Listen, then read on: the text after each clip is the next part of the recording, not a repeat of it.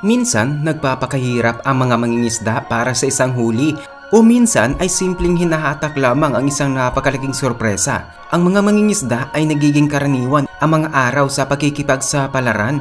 Kaya mula sa mga kolosal na nilalang hanggang sa kakaibang mga anomalya ay narito ang mga hindi makapaniwalang mga huli na ikinagulat sa buong mundo. Una ay narito ang Black Marlin. Malapit sa baybayin ng Queensland, ang napakalaking isdang marlin na may bigat na 650 kilo. Ito ang pinakamalaking black marlin na kailanman nahuli sa Australia. Talagang hindi lamang ang laki ang nakakainganyo kundi ang paglalakbay ng nakakamanghang nilalang na to. Sila ay sumasailalim sa isang pagbabago sa loob ng 25 taon upang maging malalaking nilalang ng karagatan.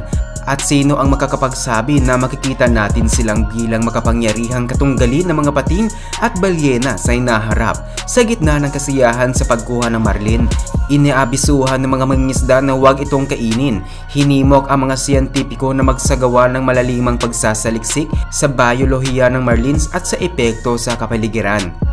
At narito rin ang malaking huli. Kung ikaw ay nasa Thailand at nagpaplano ng pangingisda, ay siguraduhin gumamit ka ng mas malaking bangka dahil ang ilog ng Thailand ay mayroong malalaking sorpresa tulad nito.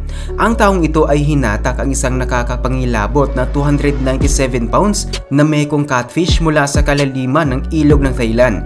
Gayunpaman, hindi naging madali ang kanyang tagumpay habang lumalaban siya sa kabuuang laki at bigat ng halimaw. Gamit ang bawat sentimo ng lakas at determinasyon ay nagawa niya pa ring hatakin ang dambuhalang halimaw sa kanyang bangka. Agad naman niyang ipinagmalaki ang kanyang nakakamanghang huli sa buong mundo. Ganun rin ang kanyang bangka na kung saan ay hindi lumubog sa pagkikipagbaka. At narito rin ang higanting pating. Noong Agosto 19, 1986, si Captain Frank Mundis, isang tunay na profesional sa paghuhuli ng pating at ang kanyang kaibigan na si Donnie Brerac ay nagpasya na subukan ang kanilang kapalaran. Malaki ang kumpiyansa kaya nagtungo sila sa karagatan. Sumabak sa gabi at bumalik ng maaga na punong-puno ng tagumpay. Ang kanyang nahuli ay mas nakakagulat kaysa sa inaasahan. Ang hayop ay may habang 17 talampakan at timbang na aabot sa 3,500 pounds. Ito rin ang bumasag sa record sa loob ng 27 taon. Isa itong nakakamangang huli ngunit hindi lahat ay nagbigay sa kanilang papuri. Maraming tao ang nag-akusa na nahuli nila ang isda habang ito ay kumakain ng balyena. At medyo marahas dahil gumamit sila ng harpun sa halip na fishing rod. Ngunit sinuri ito ng International Game Fishing Association at sinabi nilang lahat na ito ay lehitimo batay sa mga larawan na kanilang nakuha. At narito rin ang kalahating sunfish. Ito ay isang sunfish, isa sa mga bihirang uri ng mga isda sa dagat. Subalit nagulat ang lahat dahil nawawala ang kalahating parte ng katawan nito. Ayon sa mga taong ito, ang kawawang isda ay palutang-lutang ng ilang oras sa karagatan. Nang kanilang masumpungan, tiningnan nila ng ilang sandali at pagkatapos ay umalis. Ngunit ang video ay nagdulot ng malawakang debate tungkol sa kapalaran nito. Marami ang nagsasabing ang pangunahing karakter sa likod ng pagkagat ay maaring walang iba kundi ang isang pating. Dahil wala namang magkakagawa ng ganitong bagay kundi ang isang mabagsik na predator. At narito rin ang Herring King. Noong Hunyo 2015 sa baybayin ng Santa Catalina Island sa California, nakakita ang mga mangingisda ng kakaibang pahaba na isda. Napakahaba na kinakailangan pa ng tulong ng 16 na individual upang hatakin ito sa baybayin. May 5 metro ang haba at nagdulot ng pansin ng mga lokal at ng media. Ang mga tao doon ay hindi pa nakakakita ng ganito kaya lahat sila ay nagtataka kung anong uri ng nilalang ito.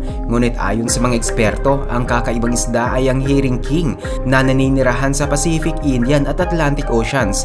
Naninirahan sa kalaliman na umaabot ng 500 hanggang 700 metro. Ito rin ang pinakamahaba sa lahat ng bony fish sa mundo na karaniwang may habang 3 metro.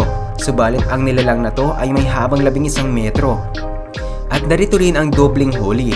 Noong Hunyo 2019, isang lokal sa Texas ang nagtungo sa pakikipagsapalaran sa pangisdaan sa hilagang kanluran ng Harris County. Hindi niya alam na ang kanyang lakad ay magiging usapin sa mundo. Habang inilalagay niya ang kanyang tali, naramdaman niya ang malakas na paghila na nagpapahiwatig ng malaking huli. Ngunit ang kanyang nahatak ay hindi lamang isang isda, meron ding ahas na nakapalupot dito na humaling sa kakaibang tanawin. at hindi nag-aatubiling kunan ng litrato at ini-upload online.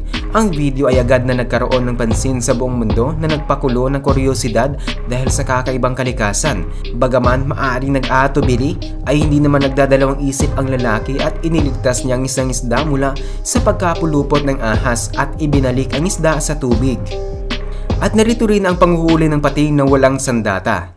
Ang panghuhuli ng pating ay hindi lamang tungkol sa pagkakaroon ng pinakabagong kagamitan. Ito rin ang tungkol sa pagkakaroon ng tamang pamamaraan.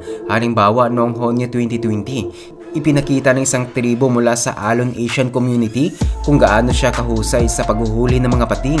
Ginawa niya ito sa simpleng makipot na bangka na gawa sa kahoy. Sa halip na gumamit ng mga modernong kasangkapan, ay gumamit lamang siya ng isda bilang pang-akit. Sa pamamagitan ng patpat, nakagawa siya ng paraan upang mahikayat ang isang 6 na talampakang pating. Pagkatapos ay matalino niyang ginamit ang isang laso upang tiyakin na nakakapit ang pating sa kahoy na tabla upang mapanatili ang pating sa ibabaw na nagiging sanhi na hindi ito lumubog sa ilalim. Pagkatapos ng ilang sandali ay nawala na ng lakas ang pating at saka hinatak sa bangka. Pinapakita ng parang ito kung gaano kahalaga ang mga tradisyonal at malikhaing pamamaraan na ipinapasa sa henerasyon at patuloy na epektibo at iginagalang sa ilang komunidad.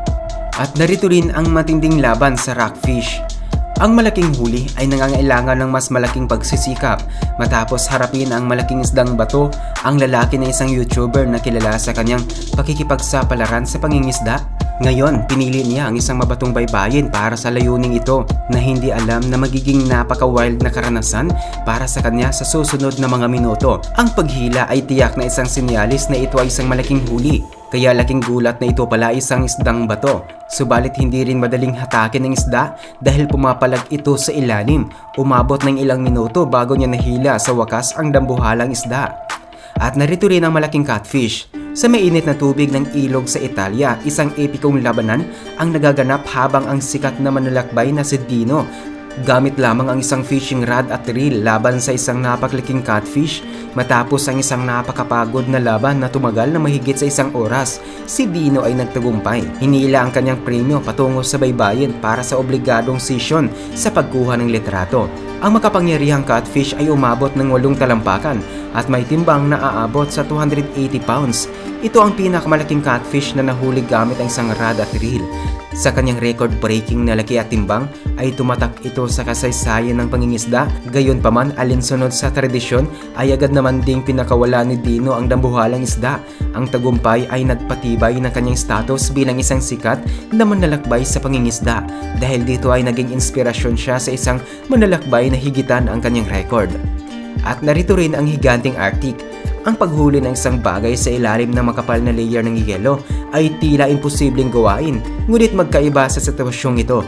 Noong Abril 2018, si Jeremy Wade ay pumunta sa malamig na lugar at binasag ang makapal na yelo upang buksan ang lagusan ng mga marine animals. Sa determinasyon at pagtitiyaga, sila ay tumingin sa isang butas kung saan ang isang kalahating milya na lambat ay nakalatag. Nagbunga ang kanyang mga pagsisikap nang makahuli sila ng isang bihirang Greenland shark. Gayunpaman, ang matinding lamig ay nagdulot ng pinsala sa sugatang pating na siyang dahilan kung bakit hindi nakaligtas. Upang hindi masayang ang katawan ng pating, ay ipinakain na lamang ito sa kanilang mga aso. Sa kabila nito ay patuloy pa rin sila sa pagkikibaka dahil sa napakalamig na temperatura.